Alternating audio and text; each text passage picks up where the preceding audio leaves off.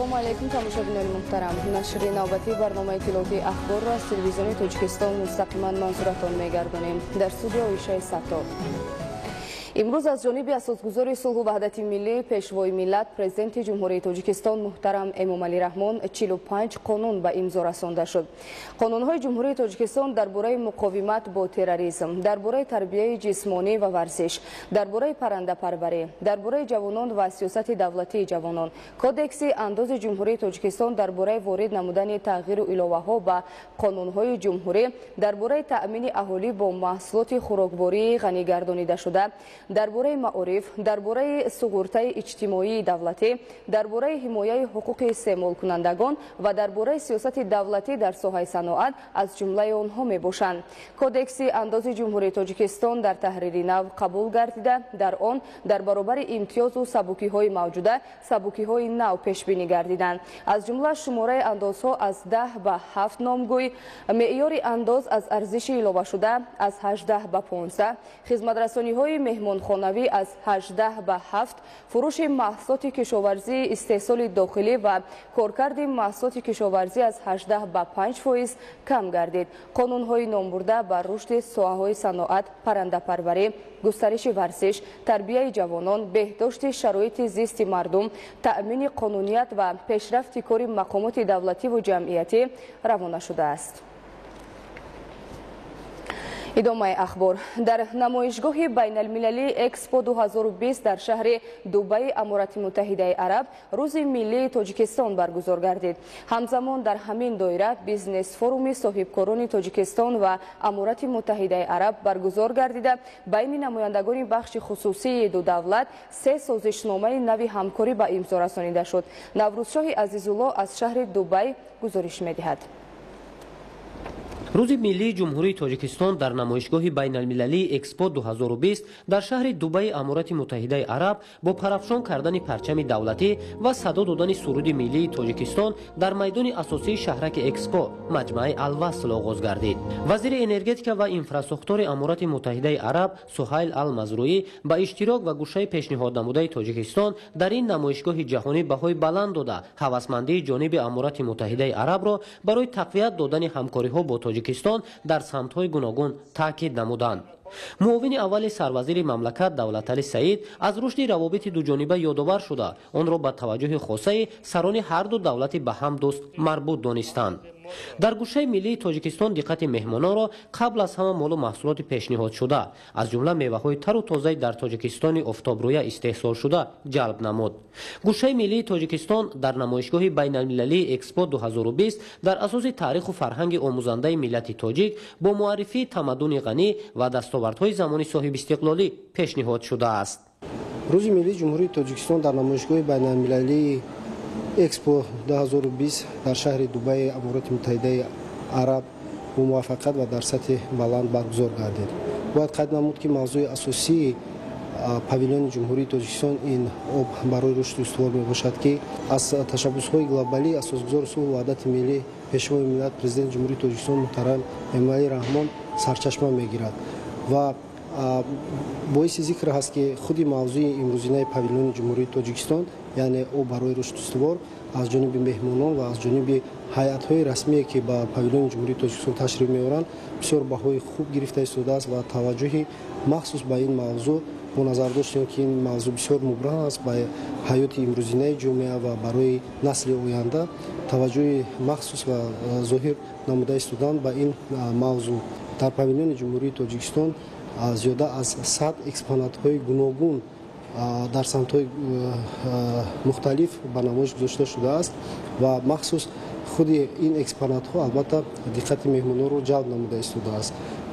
инчунин мо кӯшиш намудем, ки дар ин намоишгоҳ маҳсулотҳои ба содирот нигаронидашудаи ҷумҳурии Тоҷикистонро ба намоиш гузорем, то ин ки ширкатҳои мо тавонанд бо истифода аз иштирок дар ин намоишгоҳ, яъне ки шарикони худро пайдо намоянд.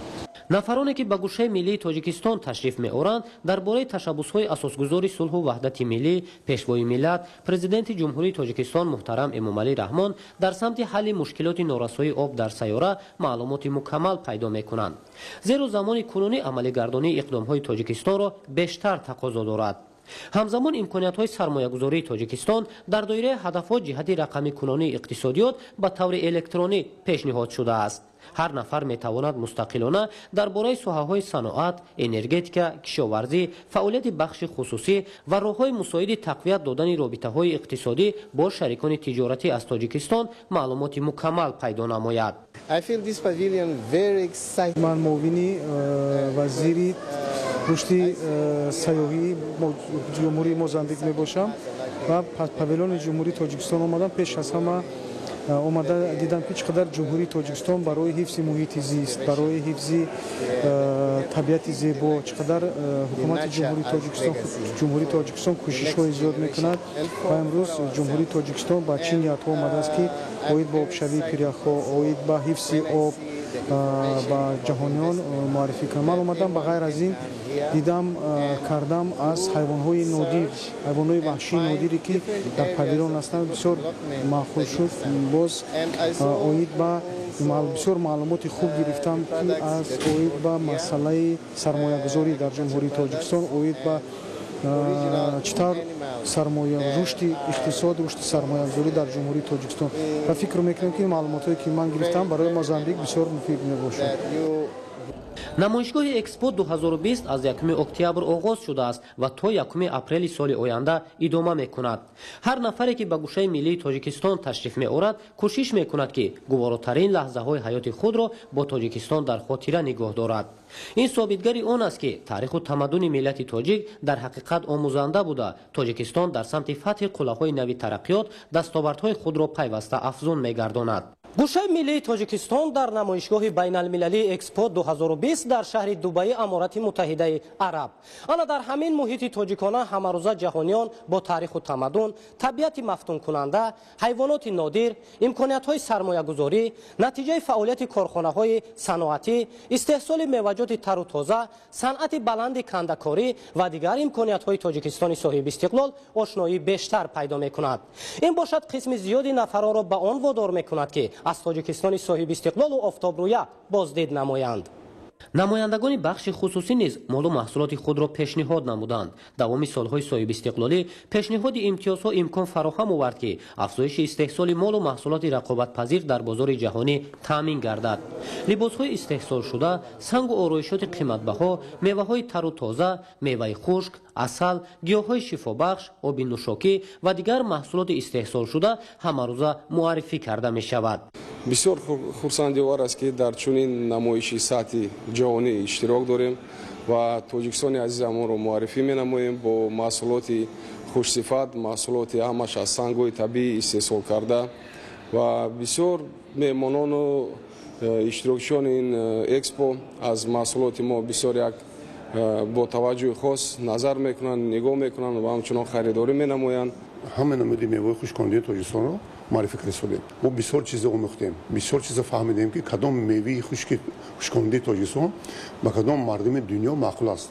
мисол мегирем хусусан ин зардули қандаке ки дар Тоҷикистон ҳаст, ин усули дар болои дарахт қоқ мешавад, хеле ба мардуми ҳиндӣ маъқул аст, мардуми Дубай маъқул аст, ба мардуми Аврупо ин хела мевое ки камтар чикардига аст, ино маъқул аст. мо ин санҷидӣ дидӣ содем. ҳамкориҳои Тоҷикистон ва Аморати Муттаҳидаи Араб ва роҳҳои таҳким бахшидани он дар мулоқоти ҷонибҳои ҳарду давлат баррасӣ гардид.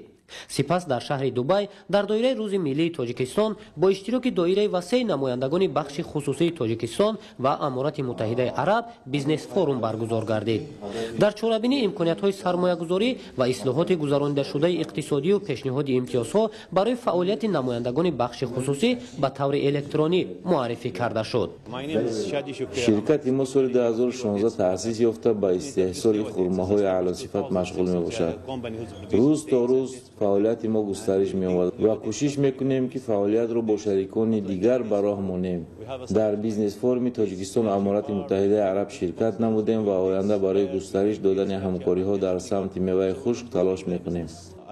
дар тоҷикистон имкониятҳои сармоягузорӣ дар соҳаҳои саноат, энергетика, кишоварзӣ ва дигар самтҳо зиёд аст ки таҳким бахшидани робитаҳо ва истифодаи ҳарчи бештари имкониятҳо ба манфиати ҷонибҳо мебошад. рушди ҳамкориҳо бо дигар давлатҳо, ҷалби сармоя ва таъмини рушди бештари иқтисоди миллӣ аз нишондодҳои асосии паёми президенти ҷумҳурии тоҷикистон пешвои миллат муҳтарам Эмомалӣ Раҳмон ба Маҷлиси олӣ бармеояд. дар ҳамин замина ҳадаф гузошта шудааст ки ҳамкориҳо байни намояндагони бахши хусусии тоҷикистон ва амурати муттаҳидаи араб таҳким бахшида шавад. дар ҳамин ҷо байни соҳибкорони ду давлат се созишномаи нави ҳамкорӣ ба имзо расид. бизнес форум байни тоҷикистон ва амурати муттаҳидаи араб бисёр дар сатҳи баланд баргузор гардид. ин метавонад барои равнақ ёфтани ҳамкориҳои мо намояндагони бахши хусусӣ мусоидат намояд. мо дар бораи тоҷикистон маълумоти мукаммал пайдо намудем ва дарк кардем ки тоҷикистон бисёр имконияти хуб дорад барои сармоягузорӣ. мо кӯшиш мекунем ки дар самти бунёди инфраструктураи нав ва коркарди мева бо шарикони тиҷоратӣ ҳамкориро ба роҳ монем.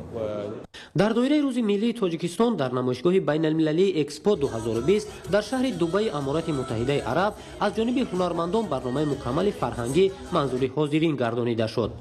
халқияту миллатҳои гуногуни олам тавонистанд дар маҷмаи алвасл ки майдони асосии ин намоишгоҳи ҷаҳонӣ ба ҳисоб меравад аз ҳунари волои аҳли санъати тоҷик баҳра баранд. истиқлоли давлатӣ имкон фароҳам овард ки дар саросари ҷаҳон тоҷикистонро чун давлати мустақилу дар ҳоли рушд шиносанд ва тоҷиконро ҳамчун миллати соҳибтамаддун эътироф намоянд. намоишгоҳи байналмилалии экспо 2020 дар шаҳри дубаи амурати муттаҳидаи араб 6 моҳ давом мекунад ва тибқи пешгӯиҳо дар ин давра ба ин ҷо тақрибан 25 миллион нафар ташриф хоҳанд овард. гӯшаи миллии тоҷикистон дар шафати роҳи асосии намоишгоҳ ҷойгир буда дар шаб ва рӯз аз дур хуб намудор аст. халқияту миллатҳои гуногуни олам ки ба ин ҷо ташриф меоранд дар бораи таъриху тамаддуни миллати тоҷик ва имрӯзи тоҷикистони соҳиби истиқлол маълумоти бештар пайдо мекунанд. наврусиҳои азизулло бардини зоир, шаҳри дубаи амурати муттаҳидаи араб, барномаи ахбор. дар доираи дастгирӣ ва ғамхориҳои пайвастаи роҳбарияти давлату ҳукумати мамлакат рушди бо низоми соҳаи маориф солҳои соҳибистиқлолӣ тадриҷан таъмин гардида маблағгузорӣ аз буҷети давлатӣ дар ин самт ҳамасола бештар мегардад. аснои ироаи паёми президенти ҷумҳурии тоҷикистон пешвои миллат муҳтарам Эмомалӣ Раҳмон ба Маҷлиси олии ҷумҳурии тоҷикистон таъкид гардид ки барои рушди минбаъдаи соҳаи маориф бо истифода аз шароиту имконоти мавҷуда тадбирҳои муассир амалӣ карда мешавад. гузориши хабарнигорони мо. барои дар амал татбиқ намудани нишондодҳои паёми президенти ҷумҳурии тоҷикистон пешвои миллат муҳтарам Эмомалӣ Раҳмон ба Маҷлиси олии ҷумҳурии тоҷикистон кормандони соҳаи маориф дар фаъолияти ҳаррӯзаи хеш бо эҳсоси гарми ватандӯстӣ масъулиятшиносӣ зоҳир менамоянд. дар паёми солонаи худ ба Маҷлиси олӣ президенти мамлакат дар қатори дигар соҳаҳо маорифро ҳамчун соҳаи калидӣ арзёбӣ карда таъкид намуданд ки ҷиҳати рушди он тадбирҳои муҳиму саривақтӣ амалӣ гардида ҳамасола бо ин мақсад маоши вазифавии омӯзгорон ба маротиб баланд бардошта мешавад.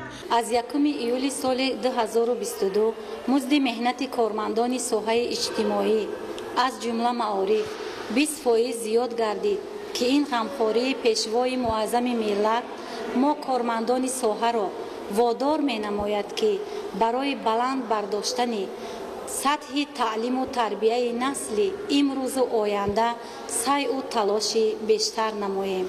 бунёду ба истифода додани биноҳои нави муассисаҳои таълимӣ ва дар ин замина фароҳам сохтани шароити арзандаи таҳсил ҷиҳати донишандӯзии хонандагон имконияти бештаре ба вуҷуд омадааст. зимни ироаи паёми навбатии президенти ҷумҳурии тоҷикистон муҳтарам Эмомалӣ Раҳмон ба Маҷлиси олии ҷумҳурии тоҷикистон таъкид гардид ки дар 30 соли истиқлолияти давлатӣ 3240 муассисаи нави таълимӣ барои 1,400,000 нафар хонанда сохта ба истифода дода шуд. амалӣ намудани ин тадбир қабл аз ҳама ба ҳалли тадриҷии мушкилоти норасоии ҷойнишин дар муассисаҳои таҳсилоти миёнаи умумӣ мусоидат намуда ҷиҳати ба талаботи замони муосир мутобиқ гардондани раванди таълиму тарбия замина фароҳам меорад.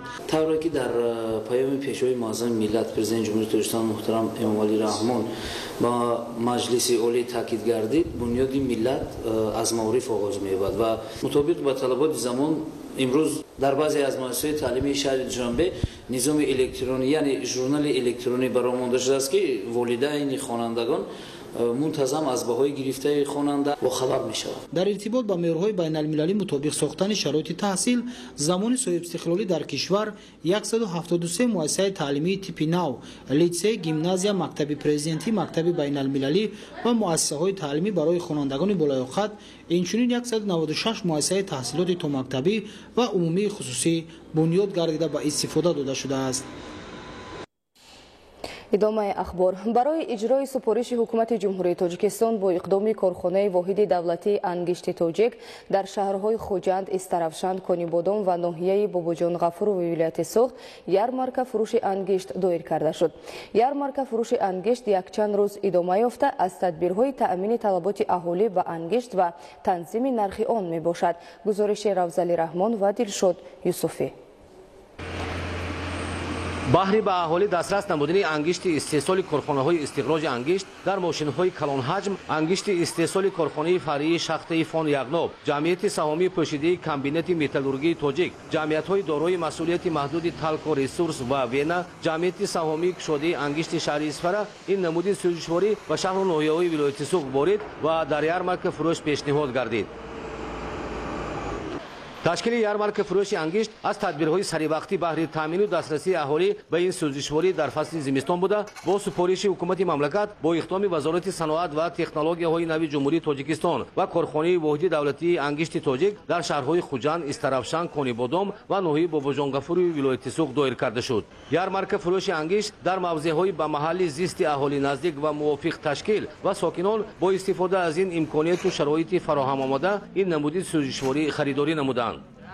پیش از همه اظهار سپاس خود را به حکومت جمهوری تاجیکستان و مخصوصاً اساسگذار صلح و وحدت ملی پیشوای ملت پرزیدنت جمهوری تاجیکستان جناب عالی محترم امامعلی رحمان میرسانیم که برای ما ساکنان تمام جمهوری علل خصوص ناحیه باباجان غفورov چنین غمخواری مینمایند و از طرف حکومت جمهوری تاجیکستان اقدام گرفتن و تشکیل نمودن یارمارک فروش انگشت در تمام سراسر جمهوری تاجیکستان یک اقدام نیک است، زیرا که در فصل زمستان نرخ‌های انگشت گران شده بود و این اقدام توانست امروز نرخ انگشت را پس فرارد و ساکنان ناحیه باباجان غفورov به واسطه امکانیت پیدا نمودند که در محل زیست خود از استحصال کنندگان شرکت‌های انگشت ارزان را خریداری نمایند.